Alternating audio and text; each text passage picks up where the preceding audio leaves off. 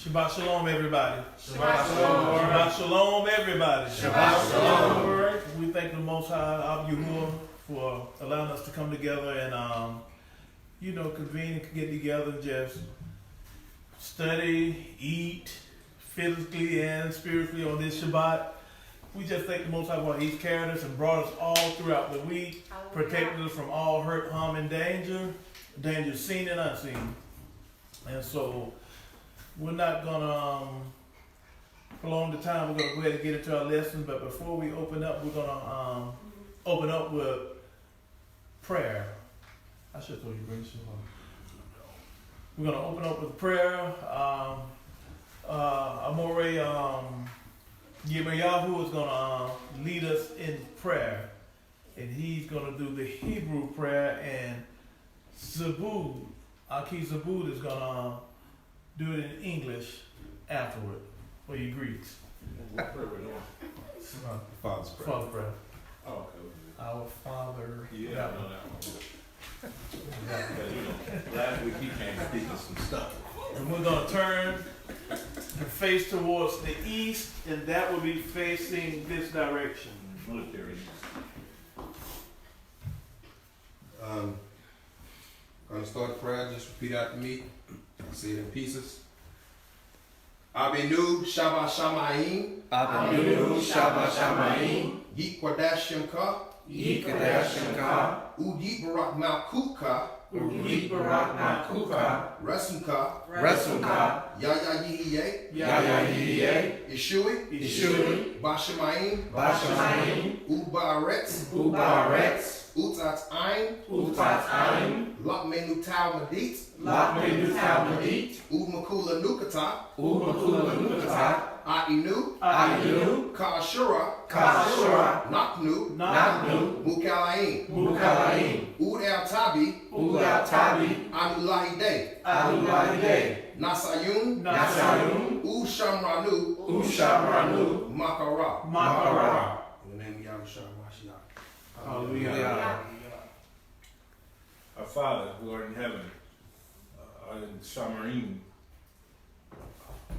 hallowed be thy name. Thy kingdom come, thy will be done on earth as it is in Shamarim. Give us this day our daily bread. Forgive us of our trespasses, as we forgive those who trespass against us. Lead us not into temptation, but deliver us from evil. For yours is the kingdom, and the power, and the esteem, forever and ever. Hallelujah. Hallelujah. Hallelujah. Hallelujah.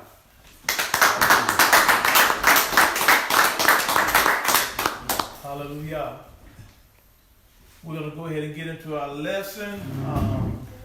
Next week, we're going to have someone do the Shema. So that's always in order to do the Shema when we open up. And that's going to be an assignment for everybody. I know most of us in here know the Shema. Anybody in here doesn't know it? The Shema. I talked to that last night. Oh, you talked last night? We don't know. Oh. Give me the Shema, y'all. I know. Deuteronomy 6:4. Deuteronomy 6:4. You remember it in Hebrew? Yeah. Okay. Want me to sing it? I ain't no good singer. No, you can just say it. You don't have to sing it. I gotta sing it to remember it. Oh, okay then. How it work.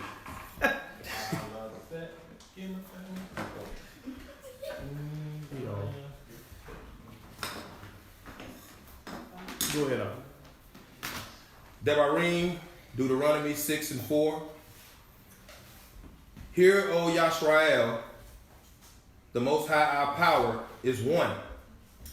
And thou shalt love the Most High thy power with all thy heart, and with all thy soul, and with all thy might.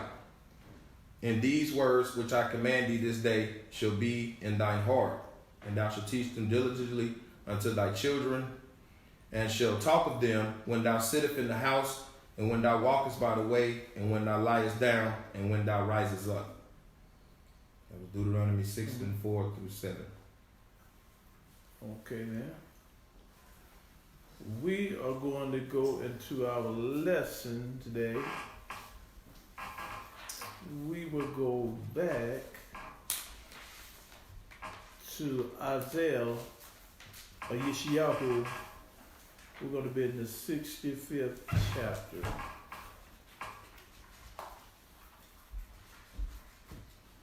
Of the Nabi Yashra'al, the prophet Isaiah.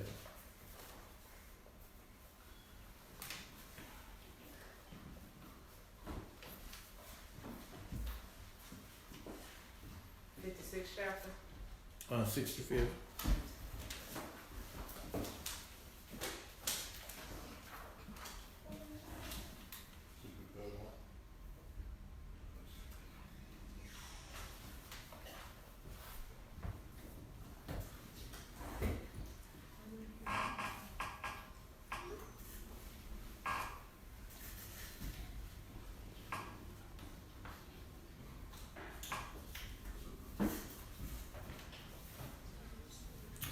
And our topic for today is endeavoring to endure. I think this is part 4.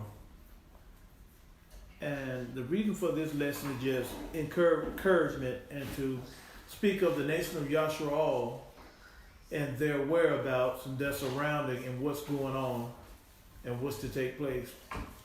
Because when you look at the nation of Yashra'al, you see a whole lot happening within today's within the hour we live in today, with the violence perpetrated towards and against the nation of Yashra'al. And you see an unjust system that they have been tossed into, that have laws and stuff that were developed to be against them. And those that rule and reign over them, the laws are set up to protect them and justify the wickedness and unrighteousness that they perpetrate towards the nation of Yashra'al.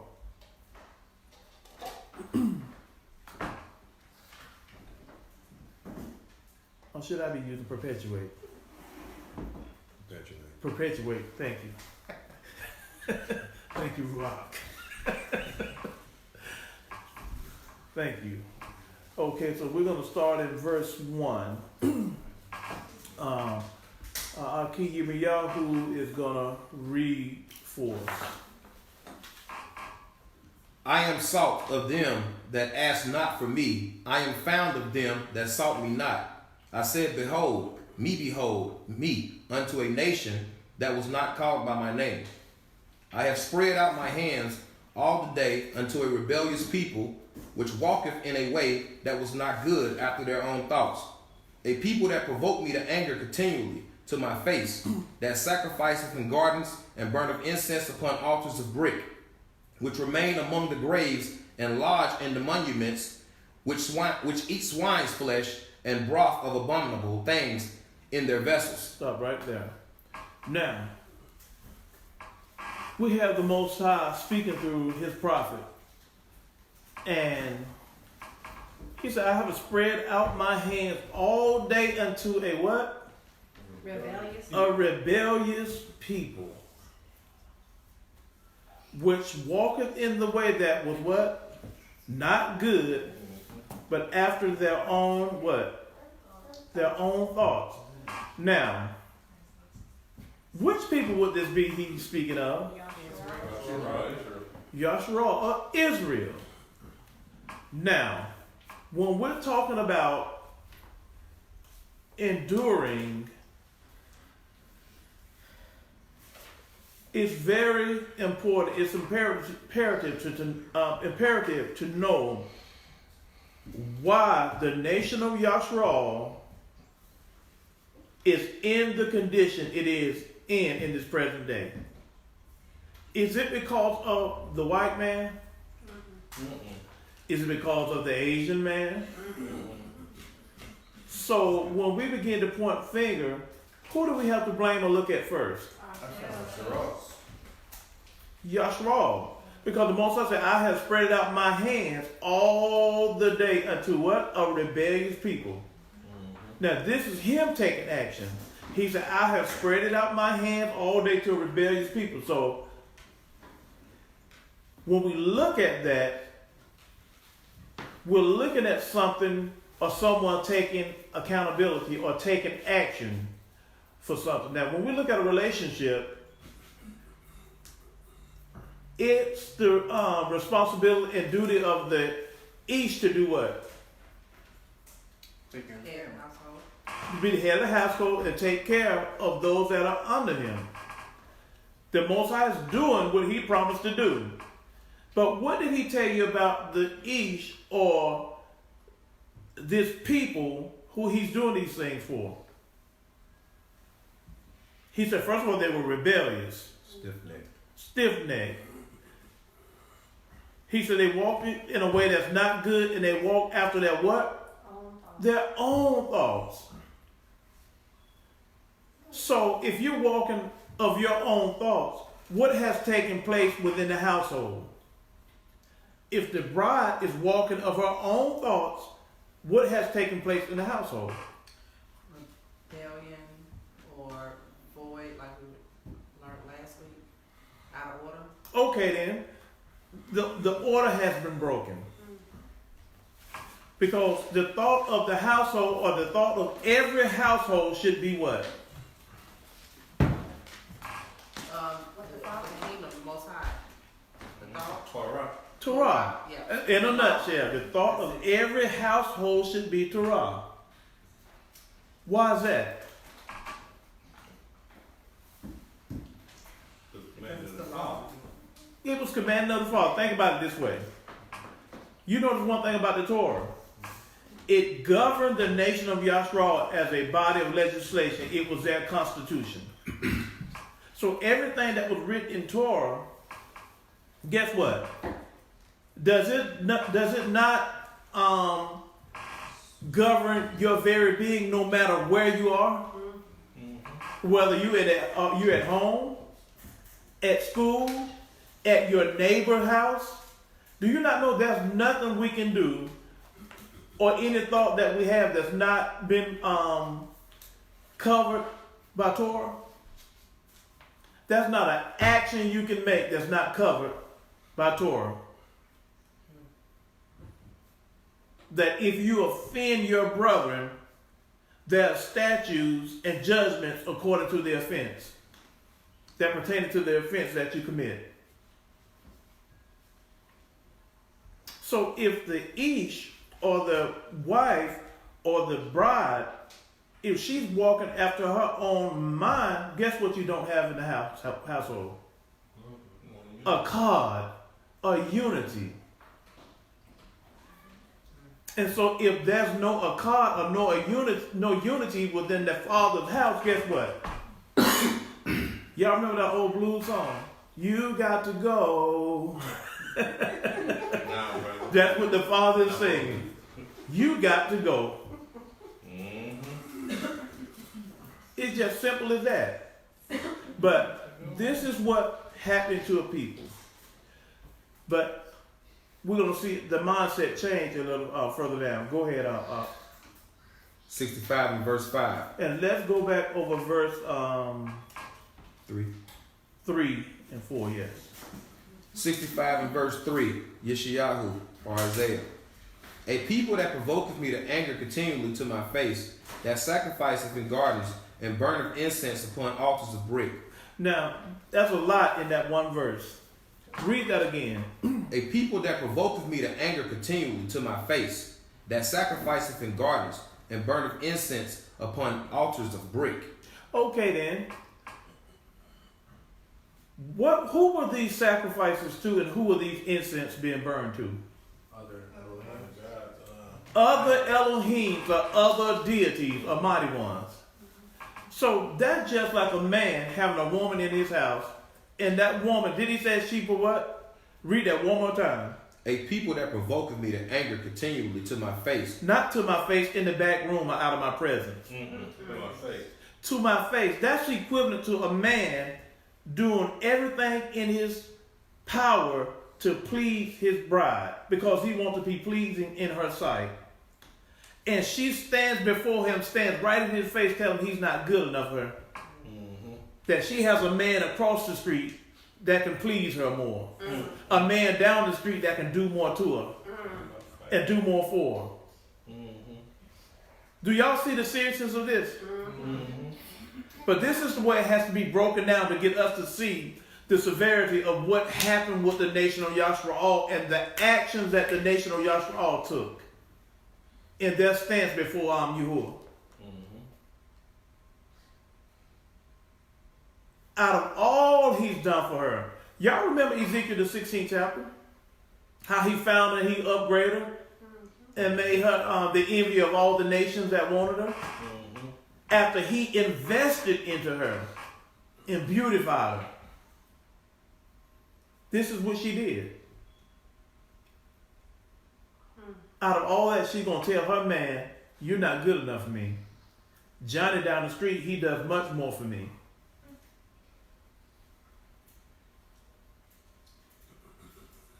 This is serious. Go to verse 4, Aki.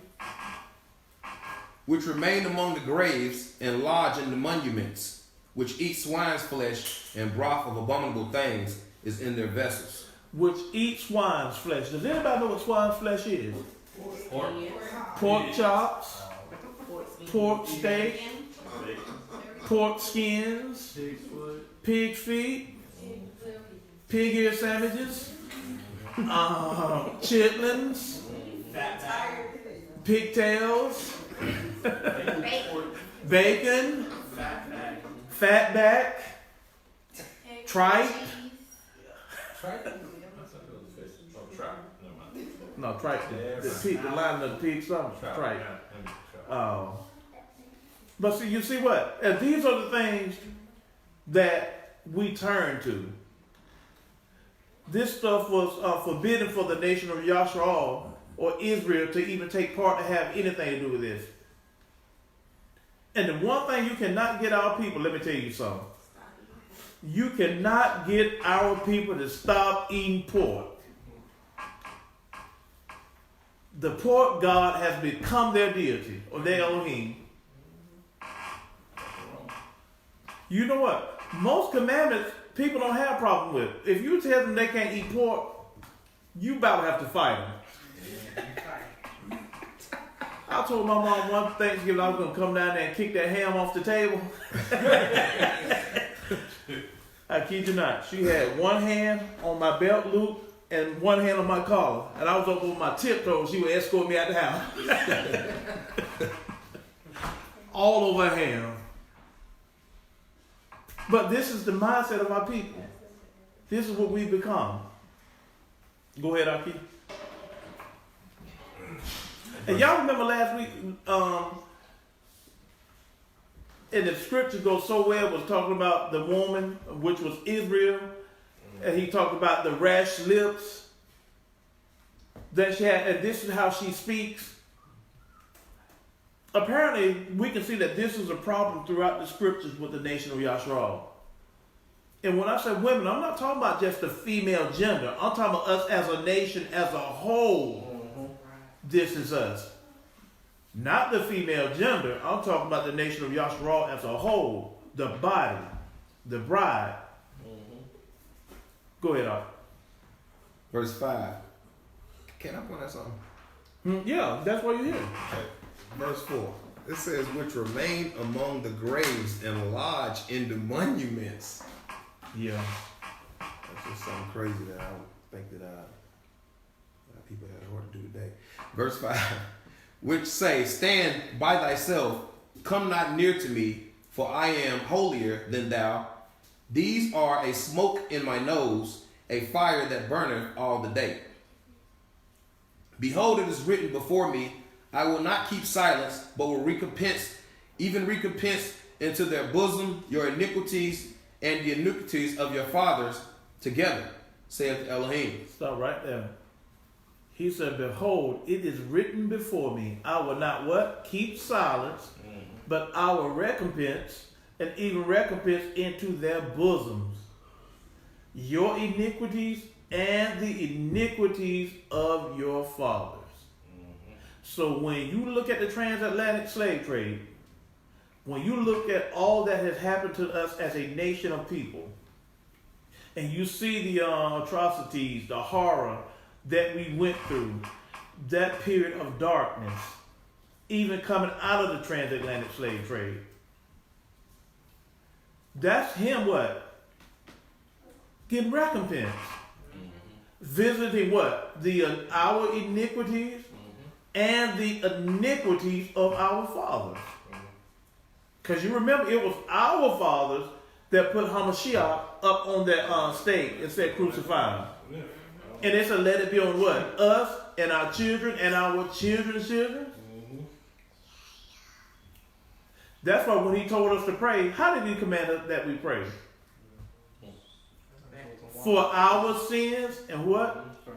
The sins of our forefathers. We're paying off a sin debt.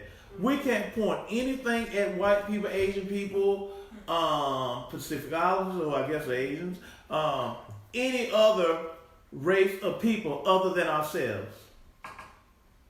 This is something we did. Their judgment is coming because of something they did. They went further than what he told them to do. We were always supposed to be given into the hands of other nations. That was the promise for breaking the covenant.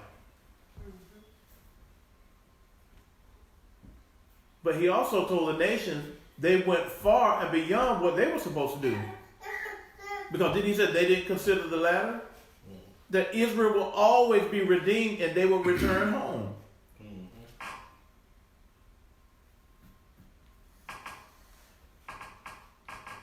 Go ahead, Aki. Which have burned incense upon the mountains and blasphemed me upon the hills. Therefore will I measure their former work into their bosom. Verse 8. Thus saith Elohim, as the new wine is found in the cluster, and one saith, destroy it not, for a blessing is in it. So will I do for my servants' sakes, that I may not destroy them all. Stop right there. So what is this cluster he's talking about? Yeah, it's a remnant. So he said, new wine is found in the cluster.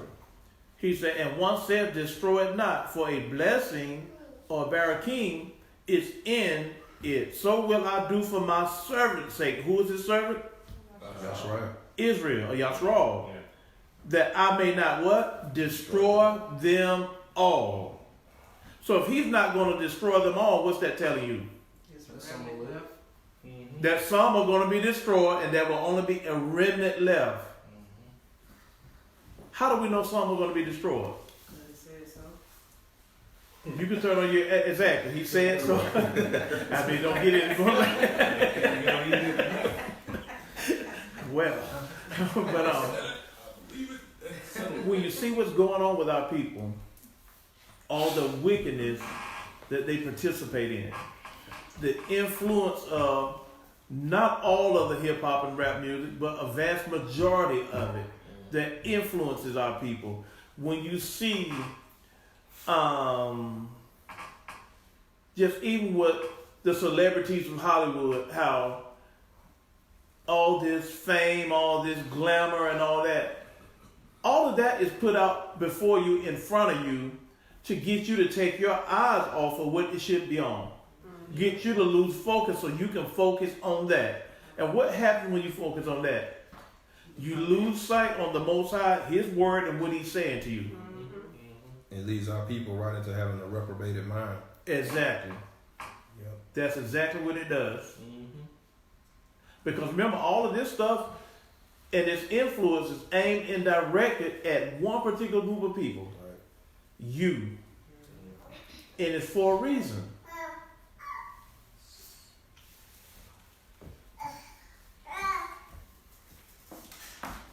You got our people, they were going to spend $1 million on an automobile, a Bugatti. No, that's more like 3. Well, you know, you can get them at a million. You get down the street? Huh? You get used to. And so what you're looking at now, they've put what? $1 million into an automobile. Just imagine the lives they could change if they put that $1 million invested back into their community. Mm-hmm. The community that supported them and helped them to get where they are. Mm-hmm. But you see how backwards our thinking is? You'll put a $500,000 on a chain to wear around your neck. And you'll walk past your people living on the streets, eating out of trash cans, standing on the side of the road with signs, begging for money. That's crazy. But that's the mindset of Yashra'al, because what happens is that mind gets consumed with greed. And when your mind is consumed with greed, guess what? You don't think about others. All you're thinking about is yourself, what you can do and what you can get for yourself. But the nation of Yashra'al was always commanded to do what? To look out for the widows, the poor. You know what I'm saying? Yes. And how come we're not doing that? Distractions. And even some of these Shabbats, we're going to come to a quick lesson, but we're going to get out here. I know an area where you got a lot of our people laying up under the bridge, looking for something to eat. Because, you know, one of our major shelters here in Atlanta closed down. I know it. I used to make like 200 sack lunches on the weekend and take them down to the, what was the big shelter that closed out in Atlanta? What, the Union, Atlanta Union Mission or something like that? I used to take sandwiches down there, about 200 sack lunches. Because they will run out of food because the homeless is so overwhelming here. But I was doing my part. I would ask people my job if they would donate a loaf of bread, sandwich meat, fruit, bottled water, something. I make those things and I drive them down to Atlanta and pass them. And I was living in Cartersville, Georgia. And I would drive down there and pass those things out. Yeah, we need to do that. And so this is what we're supposed to be doing. Because the nation of Yashra'al has gotten itself in a pickle with that mouth. But you know what? It's that same mouth that's going to get us out of the pickle. You know how?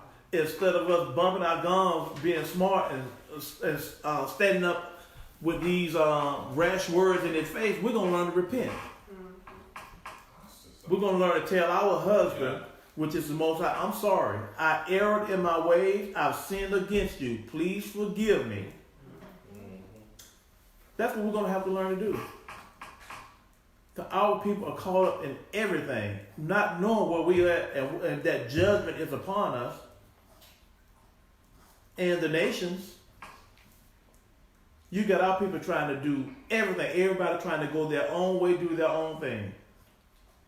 Knowing the judgment that's to come, where this is the time, no, we should be coming together. Because safety is in numbers. Our black women are mistreated. Anytime they come together, want to try to organize and speak against this, you got some Jewish woman or some white woman that comes in. Now they've overtaken your cause. Your voice can't be heard because now they've taken your voice, and now the focus is on them. No, this is not a black woman issue. This is an all women issue. But all women aren't suffering at the hands of this system like y'all are. Not at all. Losing sons. That's what they do. They overtake you and just ground out and stamp out your voice so it can't be heard. That's what the feminist movement did. That's what it was all about. Shutting you up, shutting you down, so now they can take the focus off of you, and you know you're not treated, white women are not treated like you guys are. No, not at all. Not at all. But that's what they do. Our young men are getting shot down in the street. We say Black Lives Matter. Now comes some faggot gonna come now all lives matter. You didn't hear anybody talking about all lives matter while we were getting shot down in the street until you decide to stand up and voice your concern. Now all of a sudden they come up, blue lives matter. But you're the one unarmed, but Blue Light's got a gun.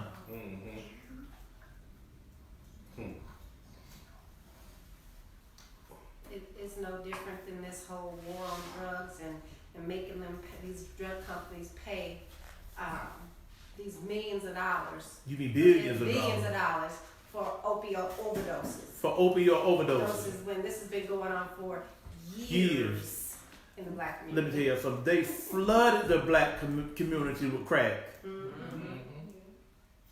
And they did a number on our people. Now Yahuwah is getting recompense. Now it's a disease and a sickness. Instead of they putting them in jail, they're not putting these white people in jail. But they're trying to create programs. Yeah, I'm going to call white people because that's what we're dealing with. Hear me out there in Comcast land, YouTube, Facebook. This is what we're dealing with. Now all of a sudden, they're coming up trying to build shelters and build programs to help, because you know the opioid that eating white people alive, and it should. And I hope it take out 1 trillion more of them, because I live in the ghetto and I saw what it did to our people. And let me say something. In the 80s, you know, when the crack epidemic came and it was slamming down hard on our people, there was no help, there was no outreach, no outcries for our people. And now that it's starting to affect their kids and they're seeing their kids die on it, strung out, overdose, that's when all this stuff is going into effect right now, you know. And now they even got the Marietta Police Department said we're not gonna lock them up anymore because it's not rehabilitating them. You know what I mean? They're like, we're gonna start building places that we're gonna assign them to go to and get their help from. You know what I mean? And get counseling and all that kind of stuff like that. But did they do that for us? They didn't do that for us. And the crazy part is, shot us, killed us, ruined our Put us in family. jail. Didn't give us jobs, made us sign up for what's that called now? You can do a little bit of crime, you gotta sign up for the offenders list or whatever that is. and make so bad, put crack cocaine, flooded our communities with it. Right. And then if you got caught with some cheap, the bottom of the barrel heroin or cocaine, you got 15 to 25 years. And this without probation. The same white man with the purest form of cocaine get caught and they get they might get probation or a light fine. During this same war on drugs. That's why I don't have no pity for it. I'm sorry. I don't care who get offended, I'm calling you out. And this is the problem. We won't call these nations out. We're scared to call them out, but I'm not. I don't care if they don't ever air me on Comcast. I don't care. The Most High don't play. And when I tell you, this is just the beginning of it. When I say he's finna beat some you know what, if you know what you know what's, just ask me afterwards. My mama called them asses. That's what he getting ready to beat. These nations have just walked all over the Most High people. But we're fixing to see what's going on. Let's read some more because the Most High can tell it better than I can, because I'm going to leave stuff out. Isaiah 65 and 9. And I will bring forth a seed out of Jacob and out of Yehuda, an inheritor of my mountains. Stop right there. He said, and I will bring forth a seed out of Jacob or Jacob or Israel, and out of Yehuda or Judah, an inheritor of whose mountains? His mountains. His mountains, or Yahuwah's mountains, and what? And mine elect shall inherit it. Mine elect shall inherit. What does inherit mean? Passed down from him. To gain possession of. To gain possession of. He's smart. To gain possession of. Who's going to gain possession of his mountain? Yashra'al. He said, mine elect, Yashra'al, and Israel. His kid. His children. The children of Israel. The so-called African Americans. Those that are scattered in the West Indies. Not only they're just in the four corners. Y'all know who we are because you treat us all the same. That's true. No matter where we at in the world, we're niggers. It's big truth. And they know who you are. It says his children, a seed out of Jacob, an inheritor out of who? Yehuda shall inherit his mountain. His inheritance shall go to his elect, which is Israel. And he said, and my servants shall dwell there. Who is his servants? Yashra'al. Okay then. We are the neighbors. Go ahead on. Verse 10.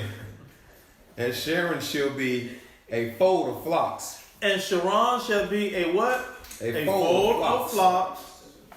And the valley of Achor, a place for the herb to lie down in for my people that have sought me. And Achor, a place for the herds to lie down in for my people that have sought me. So who is this flock? Is this a natural flock? Oh yeah. And that's the people. Right. Because he always identified the nation of Yashra'al as what? As his people. This flock is sheep. Sheep. Yeah. Oh, you mean it's okay. Yeah, sheep. I mean you're not wrong, but I was just looking more metaphorically speaking or symbolic. But you're right. It's the people, but we were always identified as what? Sheep. The lost sheep of the house of Israel. My sheep know my voice, a stranger they will not follow. My sheep have been what? Led to the slaughter.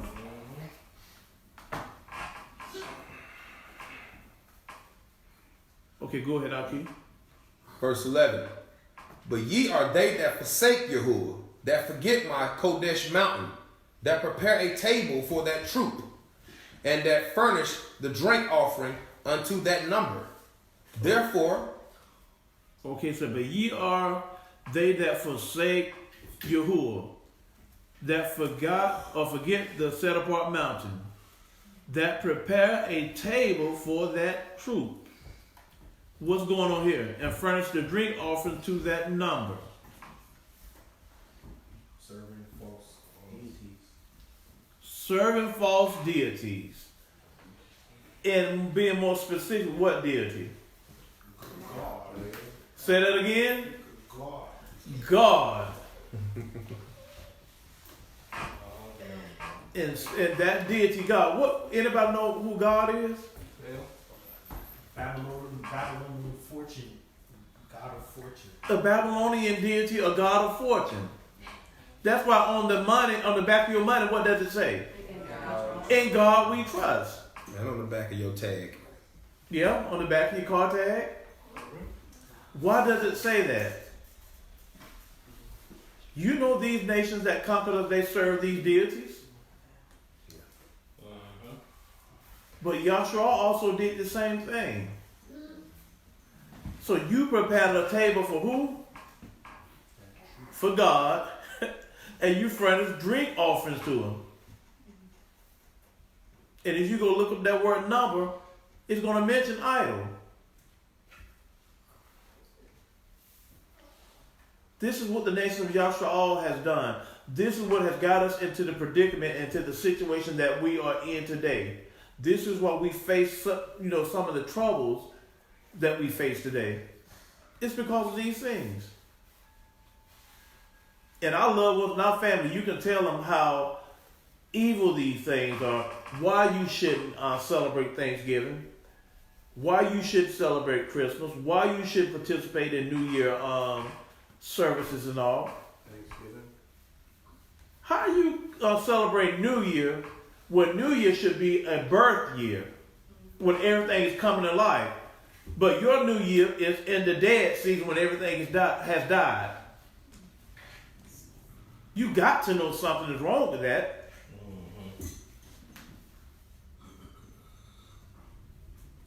You have to know something is wrong with that cycle.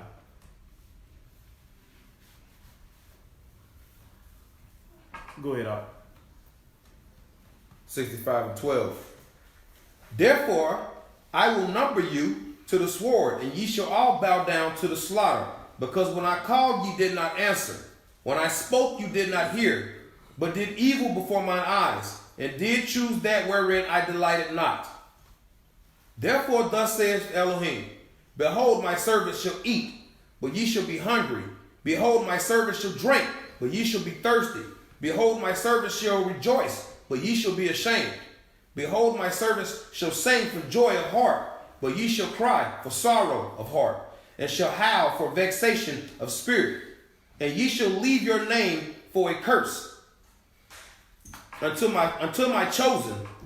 For the Elohim shall slay thee, and call his servants by another name. Stop right there. Who is he speaking of right here? In these 3 or 4 verses we just read, who is he speaking He of? said, but they, the ones that he's about to get, that's going to be the other nations. Go ahead. Anyone who led us into captivity or held us into captivity. Of nations. That should be pretty much the whole nation. I mean, all the other nations. And there's no Israel in that. Mm-mm. You sure? Well, probably 2/3 it ain't going to make it in. Right, because you remember there's only a remnant that makes it. Mm-hmm. So what happens to those that don't make it of Yashra'al? Because they're going to be spending time trying to fight you and everything else. And us. I have a question. Yes, go ahead. When y'all say die, what does that specifically mean? When we say God, No, die. die. Because I thought your soul couldn't die and live forever. So what does that specifically mean that you will just go to heaven or you'll die? Well, put it this way. Your soul doesn't die, but it leaves this physical shell. And your soul has something that we call the nefesh. The nefesh is what's connected to the soul, where, let's say, even though you're not in this physical shell, if you're condemned to the lake of fire, if you're not in this shell, how can you be judged or feel tormented or what have you? It's because of the nefesh, which is a part of the nerves and everything that causes you to feel pain or whatever. What he's saying is your soul is attached Yeah, to the your nefesh. to your nervous system. That's why when a body is dead and you go to a funeral, you see people touch it or kiss it or hug the body. There's no response because there's no feeling in it because the soul has left the body. This is your celestial body. But the The soul, soul is your extraterrestrial body. but it has something what we call the nefesh, Right. which the nefesh is what gives feelings, emotions, and everything, and that's the part that's not even going to be consumed. It's going to be tormented for the wicked forever. But like, isn't that? But another thing, nobody dies and go to heaven. That's nowhere in scripture, nowhere in the Bible. You never find that. That's something that we've been taught through the religion of Christianity, those that it was passed down and handed to us. That's why he said, none shall what? Ascend into heaven except he who descended.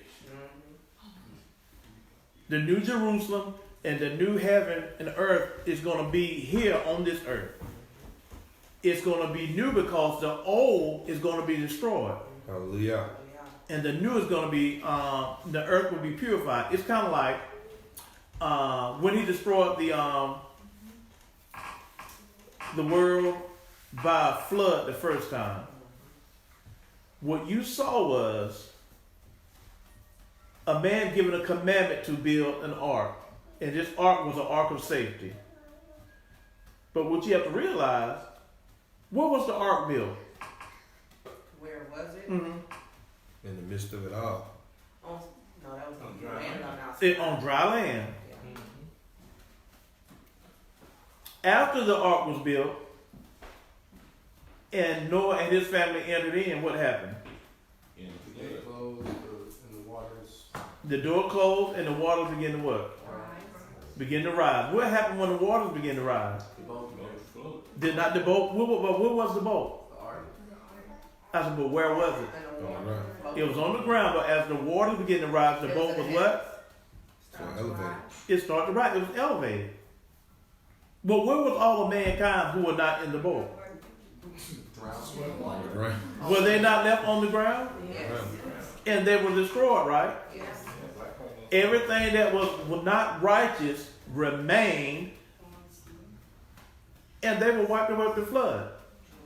But those that were righteous were lifted up. The same way. And okay, let me finish this. So what happens in the end times? Then he said, he said, the dead in Christ shall what? Rise first, and those that remain shall be what? Shall be caught up. But he told you how long they'll be caught up. A moment or twinkle of an eye. And then what happened after that moment or twinkle of an eye? He's So gonna, shall they ever be with you? No, they're going to be right back here on earth. Because why did he lift them up off the earth? cleanse it. So he could scorch the earth. He couldn't do it with them on the earth. It's the same way, same pattern. He raises them up, he purifies and wipes out the wicked, and he places them back down. That's why he said the new heaven and the new Jerusalem shall what? Did you not say it shall descend? Yeah. The new heaven or the new Jerusalem shall descend. So it's coming from above and it's going to be here on earth.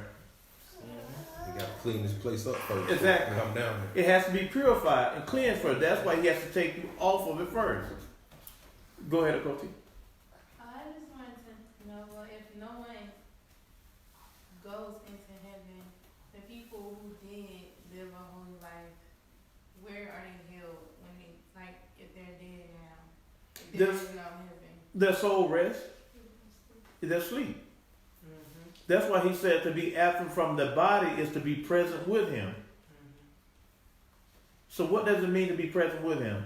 When you go to sleep, if we should go to sleep today, when you arise in his presence.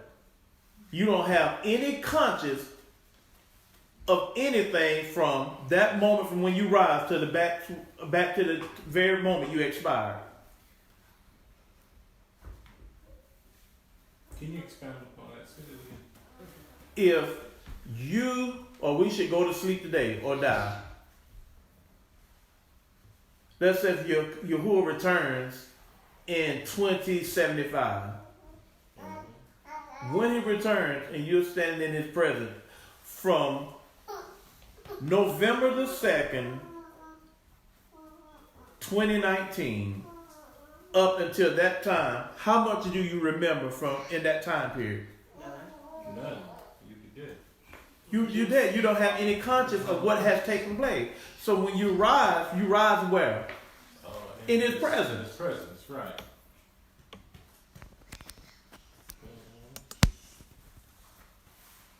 We sleep, we don't die.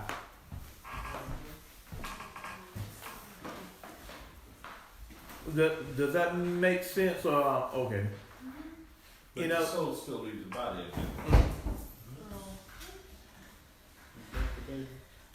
You know, the soul leaves the body in sand, Yeah. but your soul is resting in a place. Right. And in that place, like there's a lot of missing books that, you know, me and my family have read. And it kind of gives a description of where they're resting at.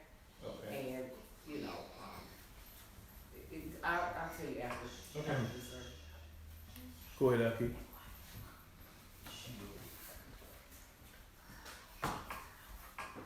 Verse 12, right? Mm-hmm. 65 and 12. 13. I think you read that already. All right. Mhm. Correct. Yeah, I think you read, you should be on 15. Yeah, but read 12 again. We're going. 65 and 12. Therefore I will number you to the sword, and ye shall all bow down to the slaughter, because when I called, you did not answer. When I spoke, you did not hear, but did evil before my eyes, and did choose that wherein I delighted not. Now, could you imagine living in a household and you calling your Isha? She hear you, but she pretended that she doesn't hear you and refuses to answer you.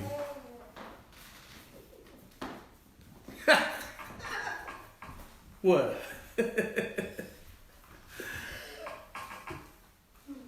Go ahead.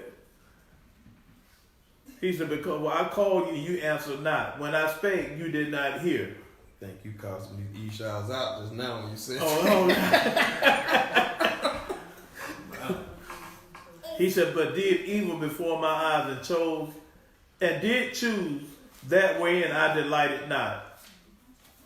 You know I don't like something, but you just out of spite, you gonna do it anyway.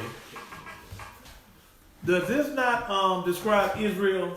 I mean, just all over again? What's something else? I bet the folk on Comcast said, no, you something else. But go ahead. Therefore thus saith the Elohim, behold, my servants shall eat, but ye shall be hungry. Behold, my servants shall drink, but ye shall be thirsty. Behold, my servants shall rejoice, but ye shall be ashamed. Behold, my servants shall sing for joy of heart, but ye shall cry for sorrow of heart, and shall howl for vexation of spirit. And ye shall leave your name for a curse unto my chosen. For the Elohim shall slay thee, and call his servants by another name. Stop right there. Question. I hope y'all are, okay, I got you. I hope y'all are paying attention to what he's saying here. Remember, this judgment that's coming right here, this is the nation of Yashra'al. You have the sheep on one hand, and you have the goats on another hand. You have the righteous, obedient on one hand. You have the disobedient, rebellious of the nation on the other hand. This is Israel. Of course, you already know what he's going to do with the nations, but he's talking about his house. This is about his house. So remember, I called you, but you weren't listening. Or you pretended not to hear me. He said, you delighted in the things that you knew I didn't like. This is Israel. And he's telling you why he's going to punish them. 16. Yes, who had a question? I did. Oh, go ahead, Art. So, with 65:15, and you were just saying that how we will leave our name for a curse. Is this also kind of playing into Deuteronomy 28, talking about when we believe and go into a curse? The curse being, going on slave ships. Is this like parallel to slavery? Verse 15. Yes. Actually, this is when Israel is going to be given a new name. Okay. It's parallel to punishment. Parallel punishment. Go Good ahead. punishment. Yeah. Go ahead, Art. 16. That he who blesseth himself in the earth shall bless himself in the Elohim of truth. Oh, go back and start up at 14. Okay. 14. Behold, my servant shall sing for joy of heart, but ye shall cry for sorrow of heart, and shall howl for vexation of spirit. And ye shall leave your name for a curse unto my chosen. For the Elohim shall slay thee, and call his servants by another name. That he who blesseth himself in the earth shall bless himself in the Elohim of truth. He said, ye shall what? Leave your name for a curse unto my chosen. He said, for Yahuwah Elohim shall slay you and call his servant by another name. Is this the first time that his servant will have received another name? No. Okay then. Because apparently there's something or a stigma attached to you that the Most High Yahuwah doesn't want that smear upon you. Because you ever heard of the term guilt by association? Yes. Where you can be just to right and just to be morally upstanding as anybody. But because the people or the person you are associated to in their wickedness and their righteousness and their corruption, by you being attached to them and befriending them, now everybody looks at you as what? Like him.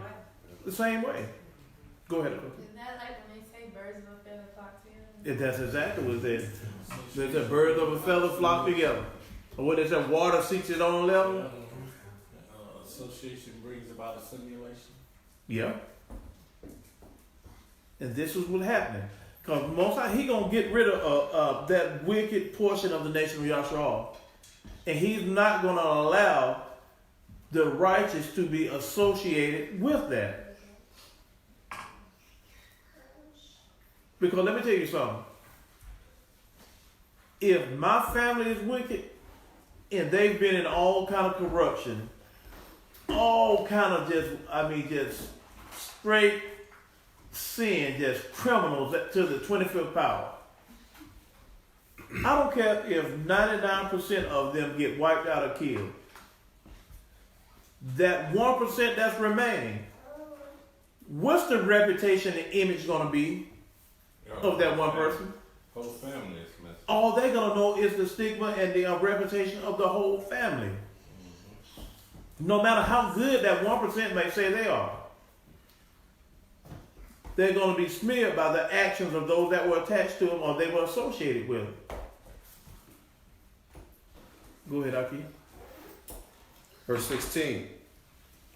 That he who blesseth himself in the earth shall bless himself in the Elohim of truth, and he that sweareth in the earth shall swear by the Elohim of truth, because the former troubles are forgiven, and because they are hid from mine eyes.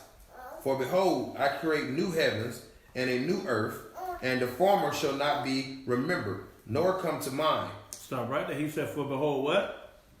I create new heavens and a new earth. And the former shall be what? Not be remembered. This is why he said to be absent from the body is to be present with him. You're not going to remember anything from that former life. Nor come into mind. But be ye glad and rejoice forever in that which I create. For behold, I create Jerusalem a rejoicing, and her people a joy. He said, behold, what? I create Jerusalem. I create Jerusalem a rejoicing, and her people a joy.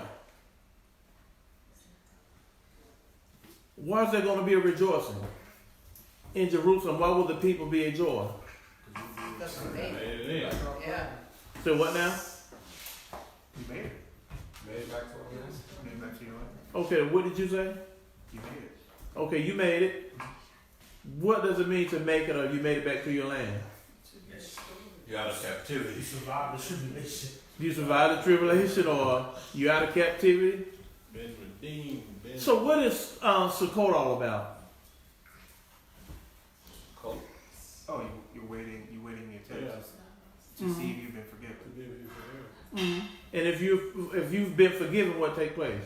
You go into the land. You going to the land and just live, or you going to the land for what? Rule. Lead. To lead. What you looking for, man? Just to say. Okay, if the land is rejoicing, and he given Jerusalem for a joy, and the people are rejoicing, does that sound like a celebration of some sort? Yeah. What kind of celebration? Feast of Sukkot. Okay, celebration of life, but Celebration that we actually went through all that stuff and made it out. say it again, Cookie. It's a celebration that we went through all that stuff and then made it out. Mm-hmm. Okay, there's no wrong answer, but there is a right answer.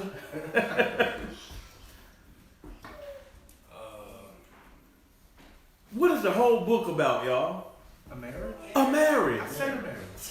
I asked you what you said. You didn't. I said I first. I asked you first. I thought I heard you say marriage. It's all about the marriage. Oh yeah. That's why they're rejoicing, and the people are joy. In Jerusalem are rejoicing. Remember, we're going home not to just return out of captivity and just go back to Jerusalem. Yeah. He told you we have to do what? You know, we never consummated our marriage. You were rebellious since the beginning. Huh? Yeah, you were rebellious from the beginning. Remember we started out reading about how you were? Y'all was something else. So anytime you're reading, you hear about this rejoicing in Jerusalem, the people of joy.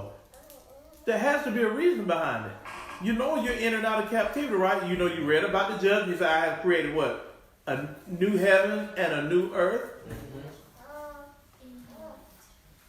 So Israel they have to be on what? Purified. Married again. And married. Yeah. That's why we're asking about the Sukkah or Sukkot. Yeah. Because that's still a picture of what? A bridal chamber or a marriage chamber.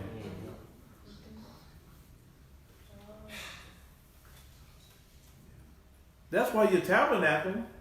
Yes. You know, this man and this woman, they have to become what? Intimate. He has to know her. Yes. Go ahead, Aki. Verse 19, Mm-hmm. 20, verse 20. Isaiah 65:20. There shall be no more thence an infant of days. Go still 19. I think we're the 17. We left off 17. Yeah, we've been on 17. Start at 19. That's the verse I think I was talking about. Is it you have my book skip from 17 to 19? 17 to 19. I only see 18. That's a refurbished. But Okay, I see it. I see it now. Down here in the bottom. I was tripping. I was like, the Bible revised in 1982. Isaiah 65 and 19. All right. And I will rejoice in Jerusalem and joy in my people, and the voice of weeping shall be no more heard in her, nor the voice of crying. There shall be no more thence an infant of days, nor an old man that had not filled his days, for the child shall die 100 years old. But the sinner being 100 years old shall be accursed. Stop right there. What's taking place right here? Read that one more time. 19 down, right? Mm-hmm. And I will rejoice in Jerusalem and a joy in my people, and the voice of weeping shall be no more heard in her, nor the voice of crying. Yahuwah say he's going to rejoice in Jerusalem and joy in his people. The voice of weeping shall what? Be no more heard in her, nor the voice of crying. Yahuwah said, I will what? Rejoice in Jerusalem. And joy, I'm going to take joy in my people. Now go to verse 20. Listen to verse 20 real good. There shall be no more thence an infant of days, nor an old man that have not filled his days. For the child shall die 100 years old. But the sinner being accursed shall be, but the sinner being 100 years old shall be accursed. What Yahuwah is saying here is he's going to reverse your age. Some of y'all think we're going to go in that land at 60 and 70 years old and only enjoy it for what? What's the expected life of a man? 70 years. You think if you go in the land at 70, you're not going to be able to enjoy it. Because of what mankind, or what man or has told you what the expectancy of the life of a person is. Yahuwah did not bring us through all of this. They're going to bring us in our land to die and not enjoy our land. Y'all got to be kidding me.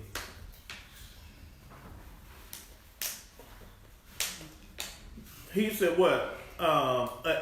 Read that verse 20 again. All right.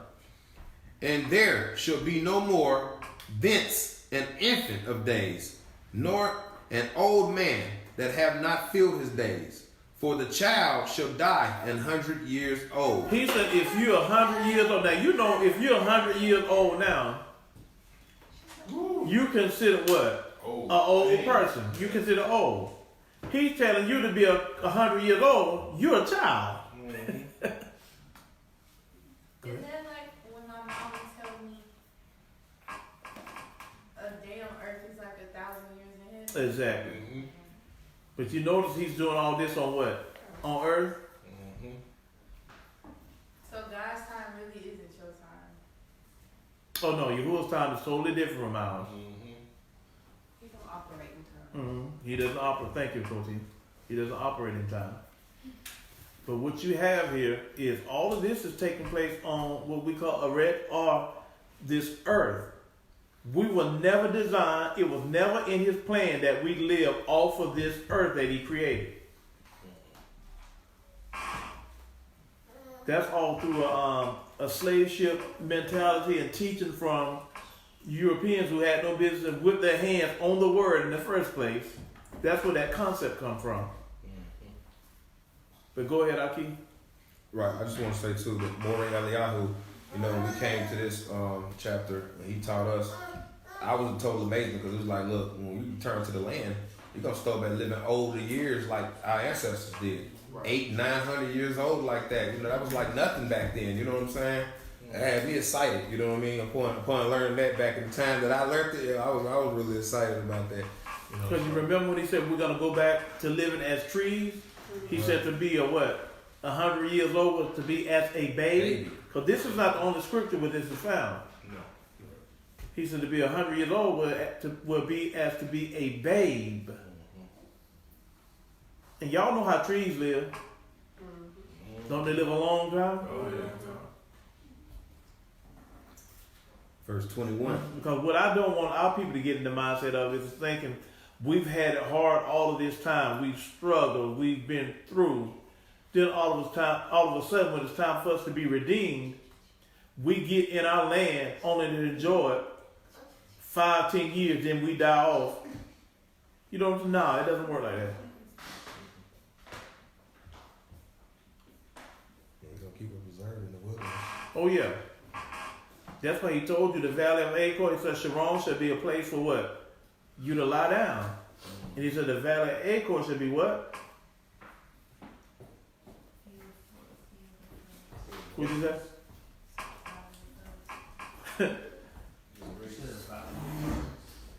Herds. Yes. Herds. Exactly. But you remember there's another scripture that the valley of Achor should be what? A door of hope for us. So Daniel. Did he tell you that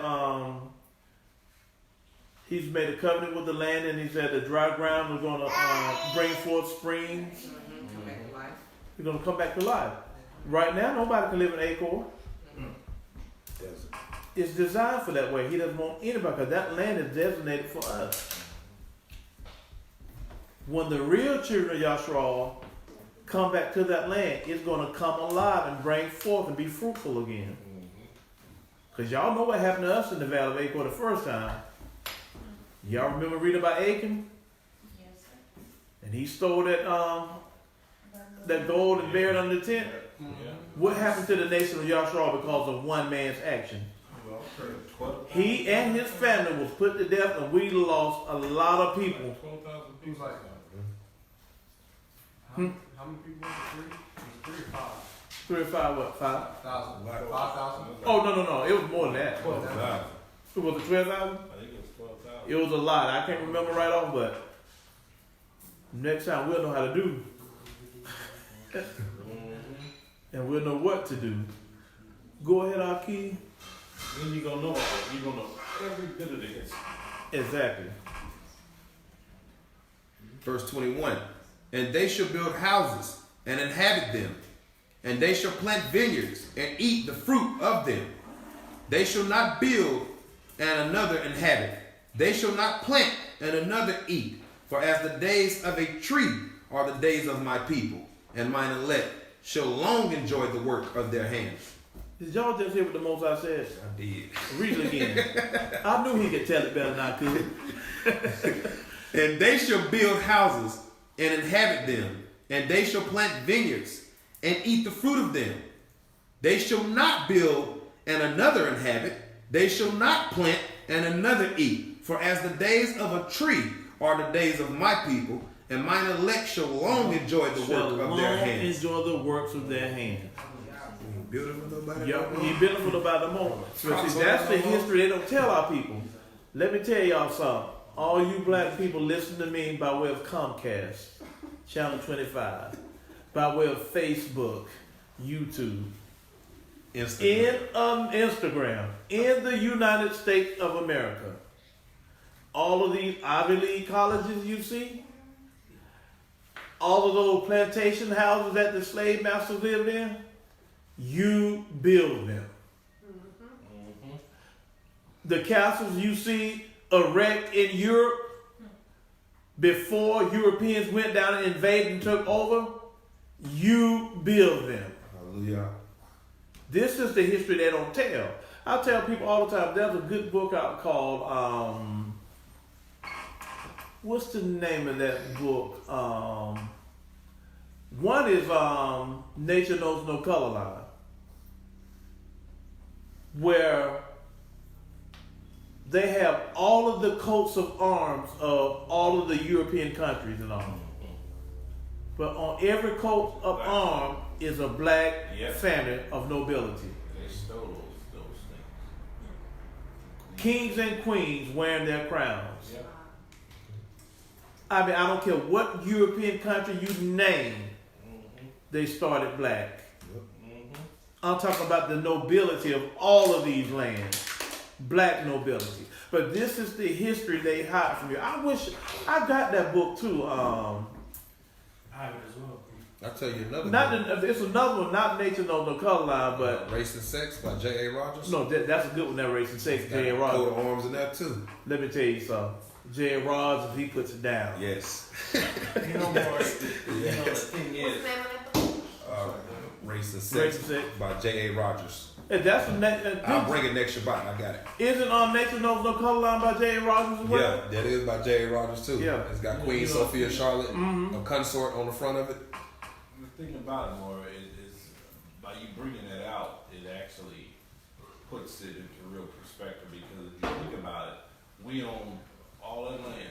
We were the kings of all of these things, and Yahuwah made it where they took it from us. Exactly. So when he says we're going to go into houses that we didn't build, we're going to go into lands that we didn't know, and vineyards and stuff we didn't know, you see just how it happened. Yeah. You already see it in history. So that's how he's going to do it again. We're going to take it right back from them. After he destroy it, they're going to build it all over for us. Same Exactly. way. And this, but our people, I'm glad you said They that. like But to be. our people, it's important to hide the accomplishments of what you have done. Because let me tell you something. What people don't know is, it's one thing for me to tell you, you know, you're nothing. You didn't come from anybody. You've never been nothing. Now, if you tell me that one or two times, pretty much, I'm more apt to believe that. But when you're telling me that for centuries, Show it to you. on centuries, then you build a system to support that. After so long, I'm like, wait a minute. Why is it so important that for all of these hundreds of years, you have to tell me and keep telling me I'm nothing, and I didn't come from anybody or anything?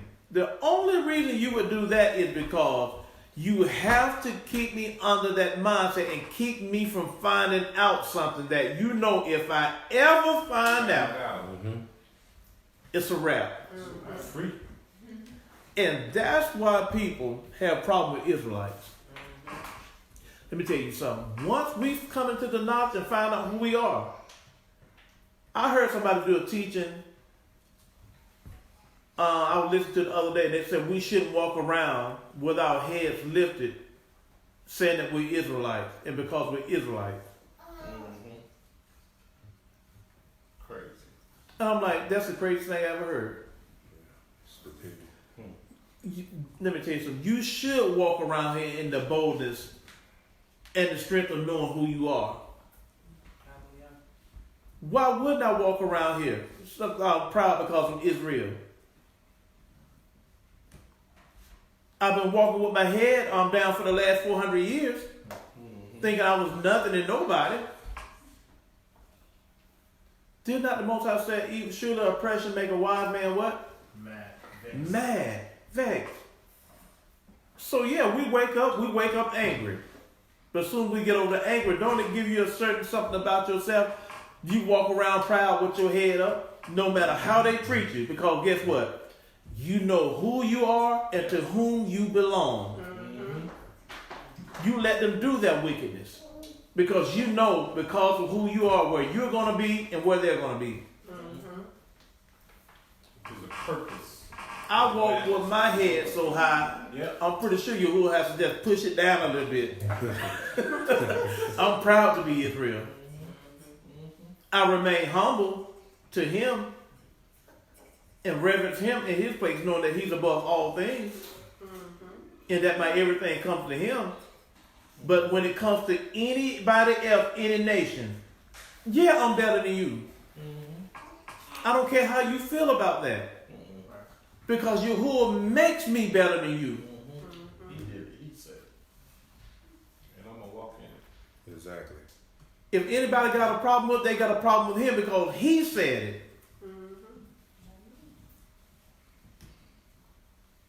Because we get cute because we don't want to hurt the nation's feelings.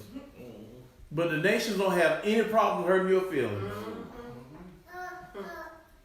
Feeling, body, mind, everything else. Some way though, we know it though. You know, we start becoming of age and going to go try out for basketball and football, and we get on these fields and we moving the way we move, and we notice we have the advantage. Yeah. Boxing and all this stuff, the stuff we put our hands to and stuff, that we have the advantage. We know it, but they keep us dumbed down.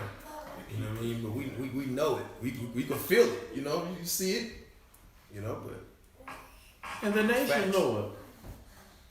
There's not a race of people on this earth who have been smarter than we are. real. What primitive people you know? You ought to know it's the biggest lie ever told.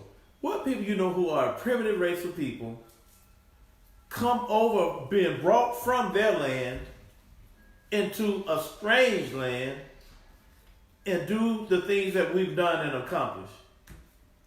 And I keep telling people, Wait a minute. Why their whole thought that the whole time they're trying to extinct us? exactly, You see? exactly. The whole time they're trying to exterminate and just kill us all. That ain't The no pressure that they keep on us, you wonder if one of us made it out. I had a friend that say something to me off, and we were talking. I said, now you know good and well, Europeans have not done all these great accomplishments that they claim to do. I said, you know good and well they were not living in no castles in Europe. She said, yes they were. I said, no they weren't. I said, how do we know that? That's when they brought their behinds here with all these diseases and stuff to America. What did they live in? What did the founding fathers live in when they got here? Did they not live in or build log cabins with dirt floors? How do you go from them stone-ass castles, humongous castles, and you get to a land with all of this knowledge you say you had, and you living in log cabins with dirt floors? And your cow is your pillow. That's just common sense, huh? You know you don't go I backwards, never thought about that. you go forward. Right. Y'all don't see how backward that is? And they lived that way until how long? Until we got here. Matter of fact, George Washington's, his troop, when they went to fight in the winter, it was so cold, all of his troop like have died off. But it was a black man with them, and guess what he made for them? Pants.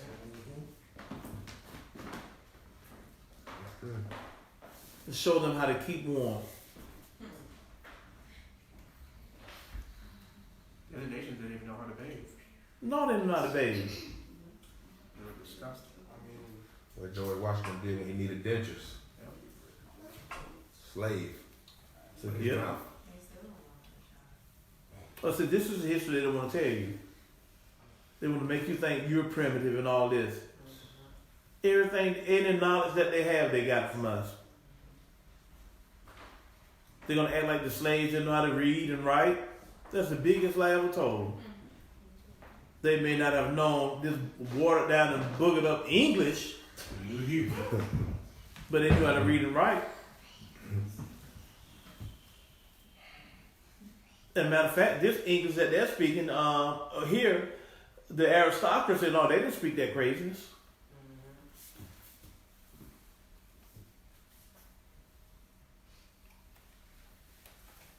But Yahuwah's bringing his people, he's finna place them right back on top. Y'all see what he's talking about doing? Not only is he gonna put you on top, he's gonna put you up there and let you enjoy it.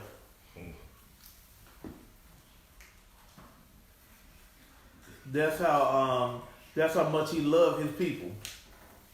Yes, some of you gonna be old when I take you out of here. But I'm gonna make you young again. Even in your old age, I'm gonna tap another 100 years onto it. You might be 80 years old. But when you close your eyes, you're going to be 180. You're going to enjoy this. If I'm not saying, then some of it, we just had this conversation about a week ago, maybe 2 weeks. Me and somebody, we were talking about, no, it was a friend of mine. We had a telephone conversation. But go ahead, what verse we on? We're on 23. Let's go ahead. 23. They shall not labor in vain, nor bring forth for trouble, for they are the seed of the Baruch, or the blessed of the Elohim, and their offspring with them. And it shall come to pass that before they call, I will answer, and while they are yet speaking, I will hear. Now listen to that. Now you saw the attitude we had up above in the chapter. He's calling, but we what? Ignoring him? Mm-hmm. But look at this. You know what this is a picture of? This is a picture of a harmonious marriage. A man so attentive to his bride while she's thinking something, he's already taken action. Before she can get it out of his mouth, he said, here it is, baby, it's right here. Is this what you want? This is a man being attentive to his bride because he loves her that much. It's just like in the natural. When you find two people that are really in love, and that man has given the focus and attention to that wife down through the years like he should, and likewise with the wife, they just know each other. You know what I'm saying? That wife can say something before she can get out of her mouth, the husband completing the sentence for her. Have y'all ever seen that happen? Mm-hmm. Because that man has taken time. He's given that wife time. He knows her thought. She can be sitting there working on her work or working from home in her office at the computer. And she can be thinking in her mind, well, I really would like a nice hot cup of coffee right now. And she's thinking that, ain't said nothing to her husband. 5 minutes later, he comes with a cup of coffee and a sauce or whatever. And she's like, wow, baby, thank you so much. I was just saying I wanted a cup of coffee. I wouldn't mind having a cup of coffee. Y'all seen that happen? Mm-hmm. That's a man or a husband being focused and attentive to his bride or his wife. Yeah, but we working on it, right? Go ahead, Coty. I think probably the correct way to say that is a man who knows himself, because she becomes him. Yeah. So he knows himself that well, so it becomes easy. Yes. Because with Yahuwah, you become one. That's what you can't have two separate mindsets. You remember we were reading up in the chapter of that what? This people or this bride or this woman he had doing that of her own mind, her own thoughts. But you see the disarray and how everything went awry because of that. Go ahead, Aki. The wolf and the lamb shall feed together, and the lion shall eat straw like the bullocks, and the dust shall be the serpent's meat. They shall not hurt nor destroy in all my holy mountain, saith the Elohim Yahuwah. See, when we get back in righteous standing, it brings about righteousness, not only peace within the household of Yahuwah, but it brings about peace all throughout the land. The Most High told you the world was wicked and out of order because Israel is out of order.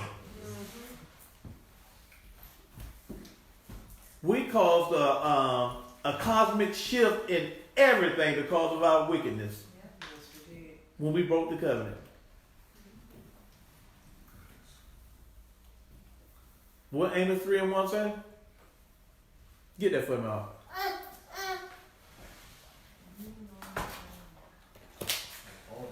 You said 3-1? Mm-hmm. Amos 3-1? Mm-hmm. Yeah, I'm trying to race me. Whoever had to read it, because I'm hungry. Yeah. Hear this word that Yahuwah hath spoken against you, O children of Yashra'al. He spoken this word against who? The whole world? No.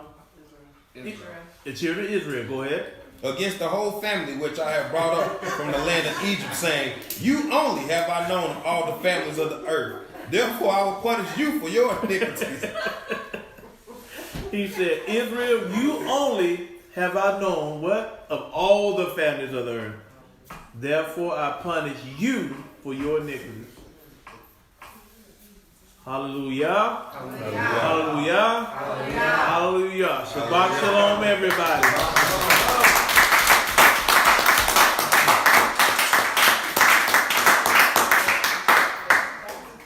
Any questions? Any comments? Make it fast. I want some Gettys and cornbread. You must have smelled like food at home, you know?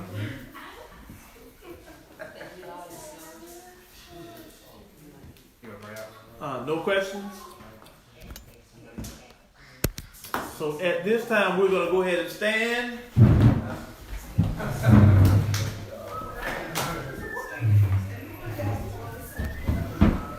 And we are going to turn and face towards the east.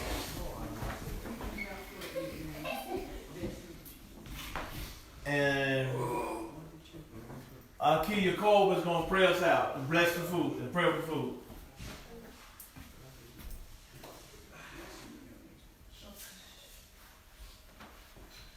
Dear Father, I want to thank you for once allowing us again to come here and gather under your name and get another great dynamic lesson from Aliyahu. I want to pray that you bless the food